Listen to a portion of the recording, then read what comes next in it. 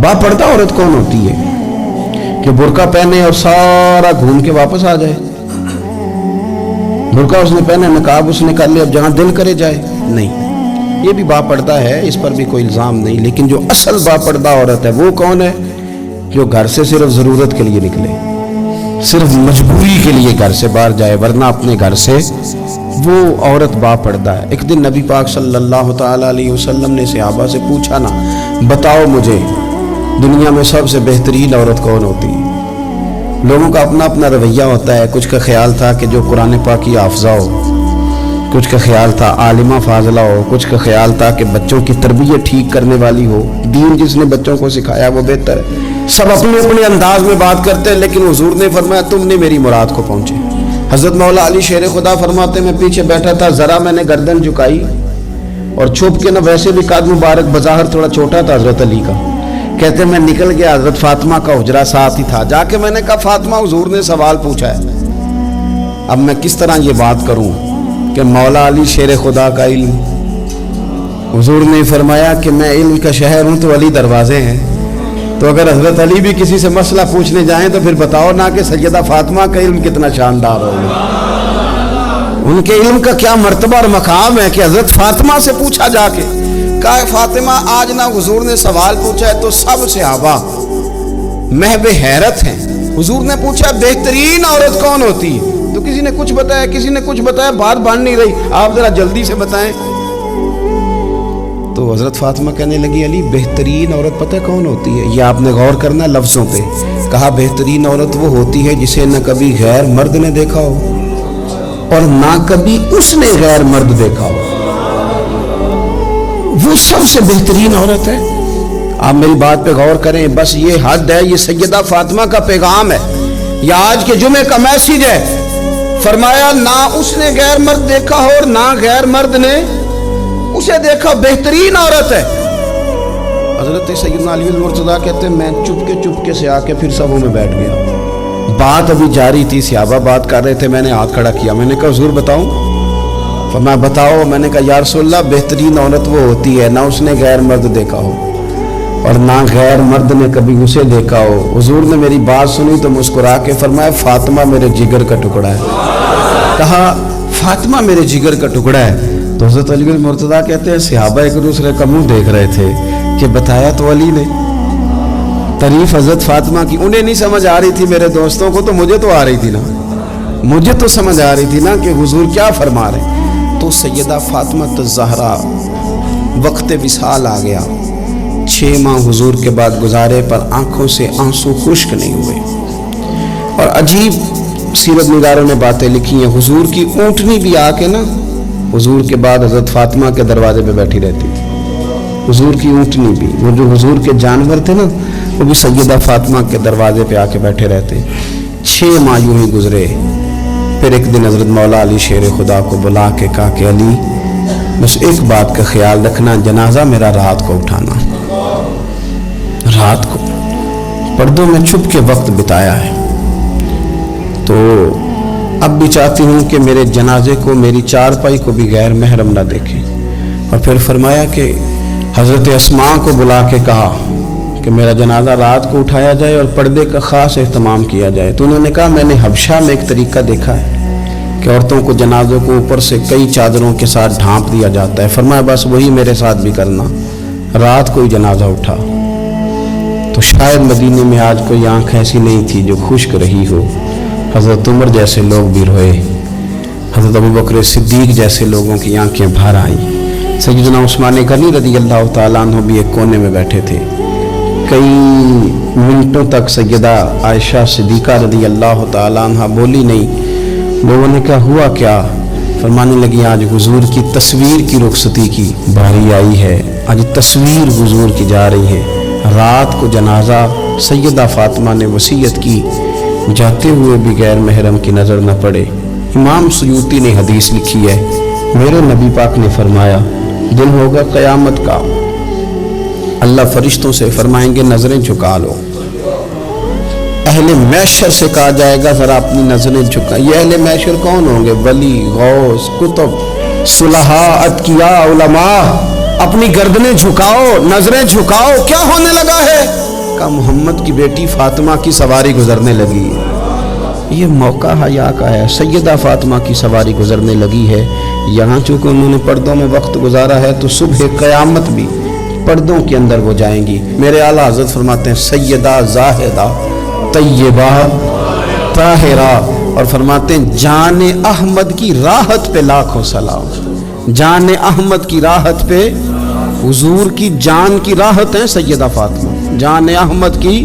اور پھر فرماتے ہیں آب تطہیر سے جس میں پودے جمے، اس ریاض نجابت پہ لاکھوں سلام. وہ تو پاکیزگی کا باب ہے. خوب پیار کریں عزت والے رسول کی عزت والی بیٹی. حضور کی 4 بیٹیاں، سیدہ فاطمہ سب سے چھوٹی ہے. ایک تو چھوٹی تھی اس لیے بڑی پیاری تھی، دوسرا وقت زیادہ گزارا. بڑی صاحبزادیاں شادی پہلے ہو گئی، اپنے گھروں کو رخصت ہو گئی. تیسرا حضور نے نکاح کر کے انہیں رکھ بھی اپنے پاس ہی لیا. اور چوتھا حضور کی نسل بھی سیدہ فاطمہ سے چلی. حضرت فاطمہ الزہرا کے ساتھ حضور کا خاص پیار، دوستو خاص دلچسپیاں، خاص محبتیں. بیٹیاں ویسے ہی پیاری ہوتی ہیں، بیٹیاں ویسے ہی وفادار ہوتی ہیں، بیٹیاں گھر کے لیے دعائیں ویسے ہی زیادہ مانگتی ہیں. بیٹے ویسے 2-3 باتیں ابا کے خلاف سن لیتے ہیں اپنی بیوی سے، اپنی بیگم کے ساتھ بیٹھ کے، نہ لمبی نہیں 2-4 باتیں کر لیتے ہیں اپنی اماں کے خلاف، سن لیتے ہیں. او پائی تیاں نہیں یہ سنتی ہیں، یہ نہیں سنتی. یہ کہتی ہیں تو ساری باتیں کر، میرے ابے کے بارے میں نہ کرنا. یہ سنتی نہیں، سوال ہی نہیں پیدا ہوتا. کیا بتائیں ان کا؟ یہ کہتے ہیں ساری باتیں کر، میرے بھائی کے بارے میں بات. یہ بیٹی ہے نا، اس کا ایک نظام ہے. آپ غور کریں نا، یہ بیٹیاں شہزادیاں، ان کا رنگ ڈھنگ رسول پاک صلی اللہ علیہ وسلم نے نا خاص پیار کیا شہزادی کے ساتھ. ایک تو وہ جو بیٹیاں دفن کر آتے تھے ان کو بتایا کہ بیٹی کا رنگ کیا ہوتا ہے، انداز کیا ہوتا ہے. اور ایک ہمیں بتایا. میں کس طرح یہ بات کروں کہ کھربوں اربوں کروڑوں لاکھوں رکھنے والا باپ بھی بیٹی کو حصہ نہیں دیتا، کہانیاں سناتا ہے. اس کی شادی کر دی تھی، فلانا کر دیا تھا. جس کا 2.5 مرلے کا مکان ہے اس کی بیٹی کا بھی حصہ ہے، اور جو اربوں کا مالک ہے اس کی بیٹی کا بھی حصہ ہے. جب اللہ رسول نے رکھا تو کیوں نہیں دیتا؟ یہ نمازیں، عبادتیں، ریاضتیں، تلاوتیں ساری اپنی جگہ، لیکن یہ ظلم کر کے اگر تو جائے گا تو تجھے کھڑا کیا جائے گا حساب کے لیے. یہ جواب دینا ہے سوالوں کا، ان کا حصہ ہے وہ دینا پڑے گا. حضور کا کیا طریقہ تھا؟ حضرت عائشہ صدیقہ کہتی ہیں نبی پاک صلی اللہ علیہ وسلم کی خدمت میں جب سیدہ فاطمہ آتی نا تو حضور اٹھ کے کھڑے ہوتے. اور یار میں کس کی بات کر رہا ہوں بھلا، نبی پاک اٹھ کے کھڑے ہوتے، رسول رحمت کھڑے ہوتے. حضور اٹھ کے کھڑے ہوتے، سیدہ فاطمہ کا ہاتھ پکڑ کے چومتے، اور جہاں خود بیٹھے ہوتے اس جگہ سے دوسری جگہ بیٹھ جاتے اور اپنی جگہ سیدہ فاطمہ کو بٹھاتے. اتنی شانیں، اتنا. اور صحابہ کہتے ہیں مختلف انداز میں حضور نے ہمیں سمجھایا کہ سیدہ پاک کا مقام کیا ہے. مختلف اندازوں میں حضور نے سمجھایا، مختلف مواقع پہ ہمیں بتلایا کہ ان کے ساتھ تمہارا رشتہ عقیدت کا، احترام کا ہمیشہ رہنا چاہیے. حضرت میری شہزادی کا یہ مقام ہے. حضرت مولا علی نے نا ارادہ کر لیا دوسری شادی کرنے کا، پیغام نکاح آیا انہیں. میں نے کہا کہ آپ سمجھے کہ یہ غیر معمولی لوگ ہیں، ان کا جو مقام اور مرتبہ ہے نا یہ دین ہے. دین ہمیں کیوں یہ چیزیں سکھائی گئیں، کیوں بتلایا گیا؟ تاکہ ہمارے دلوں میں قدر رہے کہ یہ بڑے لوگ ہیں. حضرت علی نے ارادہ کیا اب سب کے لیے جائز ہے دوسری شادی کرنی. اور خیر ہمارے جو مرد حضرات ہیں انہوں نے تو بڑا ٹھیک ٹھاک کر کے انہوں نے فتویٰ یاد کیا ہے کہ مرد کے لیے 4 بیویاں رکھنا جائز ہے. اگلی بات بھی ہے، اگر انصاف کر سکے تو، اگر عدل کر سکے تو. یہ اتنی سی بات نہیں ہے صرف کہ 4 رکھنا. قرآن مجید نے جہاں اجازت دی ہے نا 7 شرط لگائی ہے. حقوق ادا کرے، ان کے بیچ عدل کرے، عدل نہ کر سکے تو پھر 4 جائز ہے. پوری بات بیان، ہم اپنی اپنی مرضی کا لیتے ہیں نا مسئلہ، اگلی بات نہیں اس پہ بات کریں گے بھائی اتنا ٹھیک ہے 4 جائز ہے. بھائی آگے بھی بڑھو نا، آگے کیا ہے؟ آگے یہ ہے کہ اگر تم عدل کر سکو تو سب کے لیے جائز تھا. ہر ایک نے شادیاں کی تھی، حضور نے بھی نکاح کثرت سے کیے، حضرت علی کو بھی پیغام نکاح آیا. سیدہ پاک کے دل میں کچھ خیال آیا، معمولی ہستی نہیں نا. کچھ لوگ ایسے ہوتے ہیں وہ ہنس پڑیں تو پھول کھل جاتے ہیں، اور وہ اداس ہو جائیں نا تو خود بخود خزاں آ جاتی ہے. لگتا ہے آج کوئی اداس ہوا تھا. سارے چمن میں اداسی چھا گئی. حضرت فاطمہ اداس ہوئی, پریشان ہوئی. حضور کو پیغام گیا. نبی پاک منبر پہ بیٹھے, فرمایا سنو لوگوں, فاطمہ میرے جگر کا ٹکڑا ہے, قربان جائیں. یہ بھی انداز ہوتا ہے. فرمایا یہ میرے جگر کا ٹکڑا ہے, جس نے اسے ناراض کیا اس نے مجھے ناراض کیا, جس نے اسے راضی کیا اس نے مجھے راضی کیا. پاک رسول کی پاک بیٹی, عزت والے نبی کی عزت والی, شانوں والے رسول کی شانوں, وہ جس نے معزز کیا گھرانے کو, اور حسین پال کے جس نے دیا زمانے کو.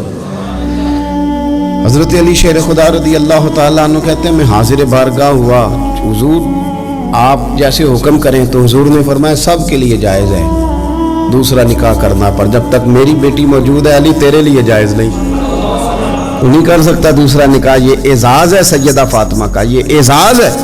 کیوں بھلا؟ اس کی ایک وجہ تو یہ تھی کہ سیدہ جلدی چلی گئی تھی دنیا سے. کل عمر 28 سال پائی ہے سیدہ فاطمہ, کل عمر 28 سال. 28 سال.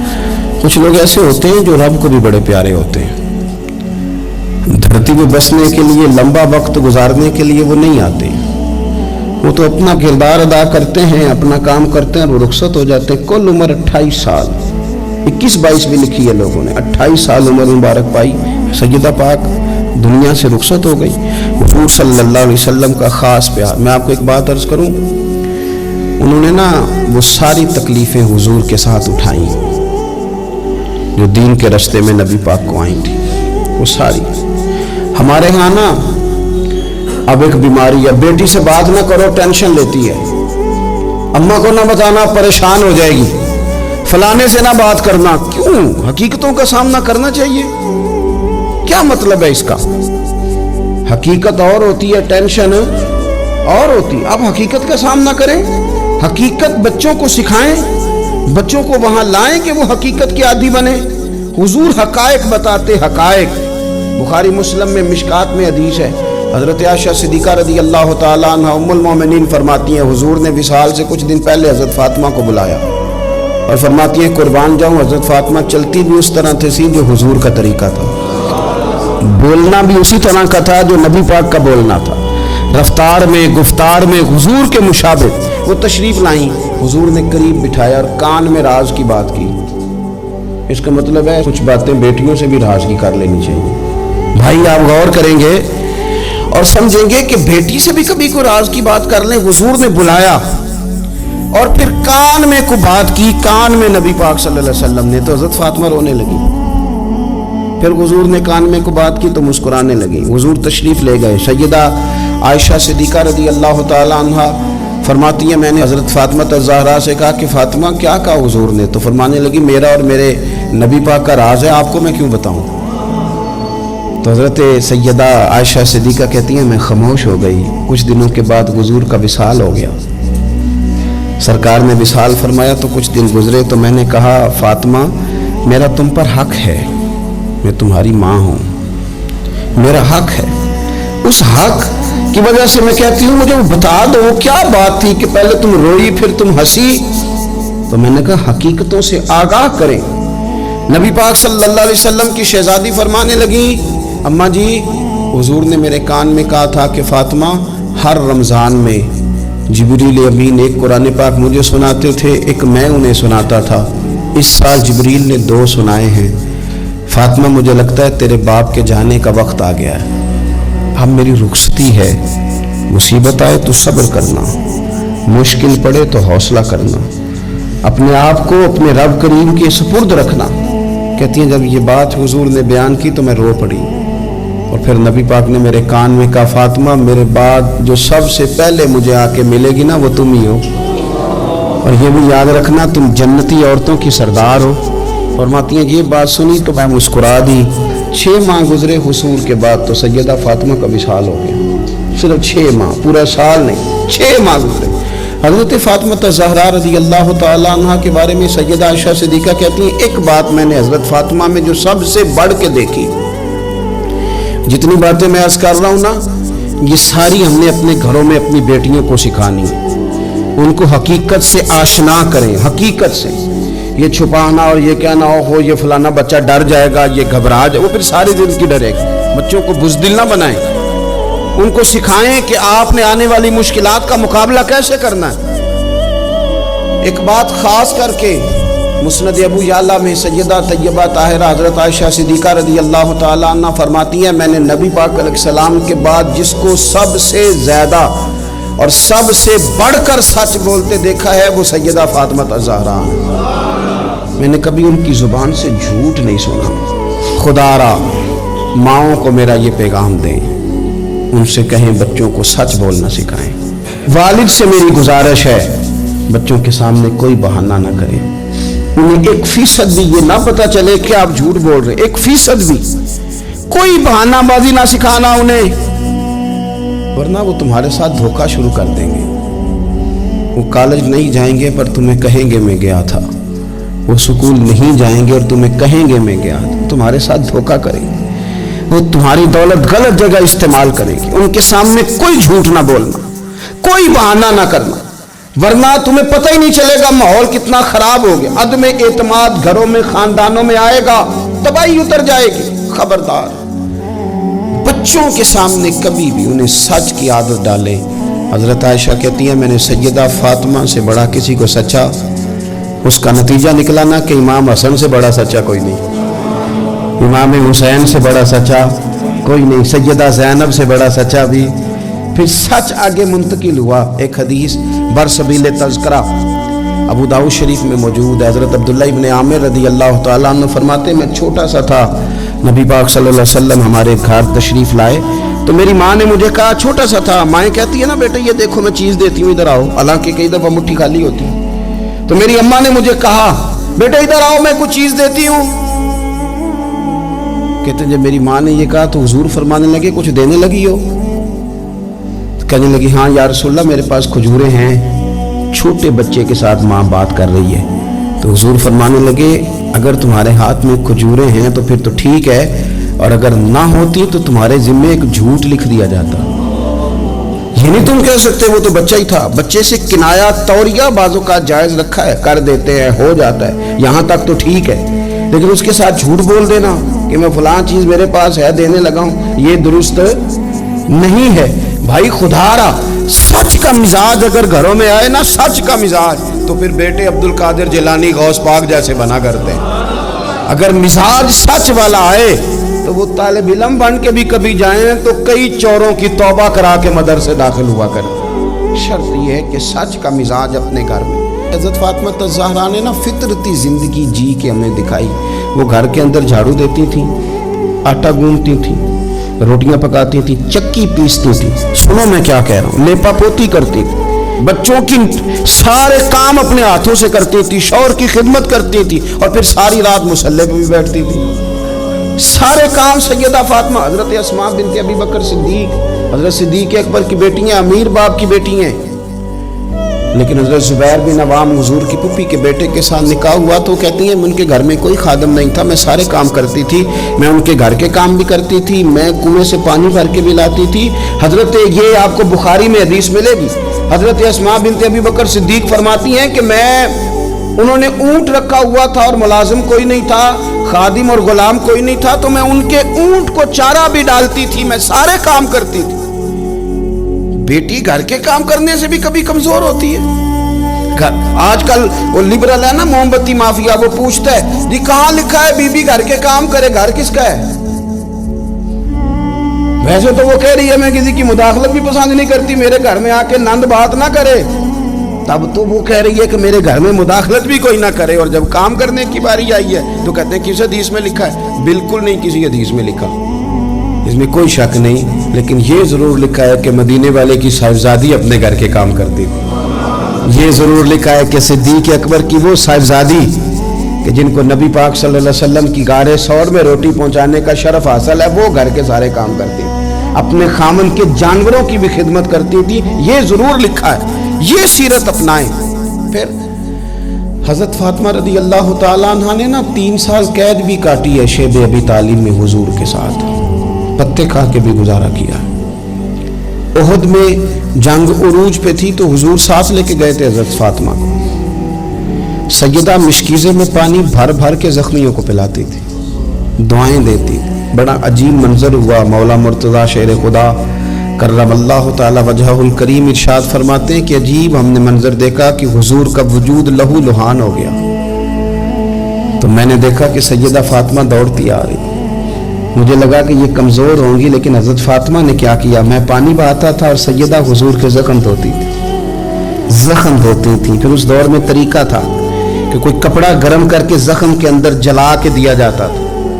کہتے ہیں یہ بڑا مشکل کام تھا، پر میں نے سیدہ فاطمہ کا حوصلہ دیکھا، وہ جو حضور نے انہیں دیا تھا، جو نبی پاک نے تربیت کی تھی. انہوں نے خود کپڑا جلایا اور حضور کے زخم میں جب وہ دے رہی تھی تو حضور تھوڑی تکلیف محسوس کرنے لگے، تو ان کی آنکھوں میں آنسو آئے. انہوں نے وہ ساری آزمائشیں، وہ سارے رنگ، وہ سارا کچھ حضور کے ساتھ دیکھا، غربتیں بھی حضور کے ساتھ کاٹی. میں کیسے کہوں کہ آج کل ہمارا لاڈ صرف اتنا ہے کہ جی جو بچے مانگتے ہیں میں لا کے دیتا ہوں. یہ کوئی کمال ہے؟ یہ کوئی کمال ہے؟ یہ تو آپ نے الجھا دیا انہیں. آپ نے ان کو بگاڑنے میں اور محنت سے انہیں دور کرنے کے لیے آپ نے ظلم کیا ان کے ساتھ. جو مانگتے ہیں لا کے. کوئی کام ہے کرنے والا کام تو یہ تھا کہ بچوں کو کچھ نہ ملے تو انہیں صبر کرنا بھی آئے، انہیں کچھ نہ ملے تو انہیں اپنی زبان شکوے سے روکنی بھی آئے. حوصلہ اگر آپ دیکھیں نا، حضور فرماتے کسی باپ کا اپنی اولاد کے لیے سب سے اچھا تحفہ پتہ کیا ہے؟ یا رسول اللہ کیا ہے؟ فرمایا جس نے اپنی اولاد کو سب سے اچھا ادب سکھا دیا اس نے سب سے اچھا تحفہ دے دیا ہے. ان کو آداب زندگی سے آگاہ کرے، اچھا تحفہ ہو گیا ان کے لیے. آپ سمجھتے ہیں دولت کے انبار ان کے پیروں میں لگا دیے جائیں تو پھر ماحول آسانی والا ہوگا؟ پھر تو لڑائی اور بڑھ جائے گی، پھر تو شدت پسندی اور بڑھے گی، پھر تو کاہلی، سستی، نکما پن اور زیادہ آئے گا. اور اپنے گھروں کے اندر آپ پیار والا ماحول بنائیں، بچوں کے ساتھ احترام والا رشتہ بنائیں. حضور سیدہ کے آنے پہ کھڑے ہوتے تھے. اس طرح کا ماحول بنائیں کہ جس سے اپنائیت بڑھے. اللہ کے حضور دعا ہے اللہ تعالیٰ ان کے صدقے ہماری اولادوں پہ فضل فرمائے.